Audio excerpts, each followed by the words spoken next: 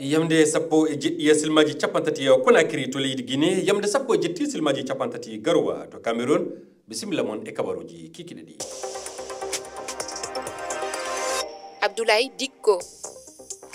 toɓɓe mawɗe kabaruji ɗi hannden talatare nogay e ɗiɗi lewru nayi ɓorɗo e hitanude nayi ɗiɗi nogay e joyi to leydi Guinée sarore fillitande Aliou Ba ana jokki hannden e ley cour d'appel Conakry procureur o tewti mo jukke duuɓi joyya kaso avocat en makko noon ana noddi yoppere makko no yawiri duuɓi capanɗe joyyi hiɓɓi e nde yontere ko CEDEAO o joƴƴina nde walde leyɗe hirnangue Afrique e kawrte mum to Ghana hoorejo leydi Ghana holli nimsi muɗum e ko tawa Mali Burkina Faso e Niger kolli yaltude jamiri yaltude nde fedde jonnon omo jogui e ɗaminare wallude ɗe leyɗe yalla nde garta e nde walde hoorejo leydi France ane dawol hannden e leyrude réunion ɗum yo caggal nde mo tawa Mayotte Emmanuel Macron o fotani inde runde milliard uji tati kalisi euro e duuɓi jeegom garoji ɗi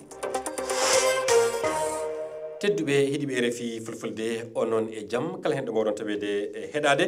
sarore fillitande Aliou Ba o lundiɗo laamu leydi Guinée e ardiɗo du hono walde modèle ana jokkiti talatare hannden e les cour d'appel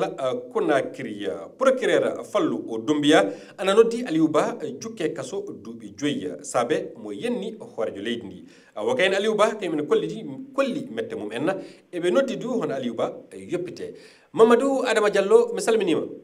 mi salmitike ma Abdoulaye Dicko a tawanama RFI fulfulde e ndu suudu Sariya toon to Conakry ɗo sarorde alhaali mum worri oɗo saaha Abdoulaye Ba ko adi kon hande ɓe jaɓali diplomate ɓe américain ɓe e européen ɓe arnoɓe ɗo ɓe naata ka nder suudu ñawirdu ko hikki ɗon téléphone ji jaydiyankoɓe e jinganoɓe Aliou Ba wawali natude ka suudu ñawirdu hande ko ñawor nde fuɗɗi vidéo ji holla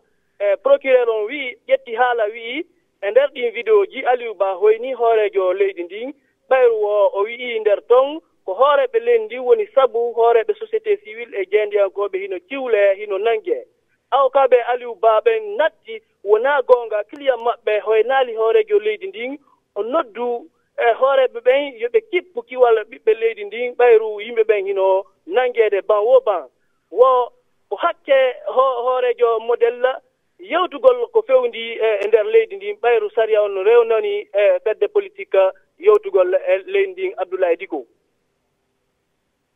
a jarama Mamadou Adama Diallo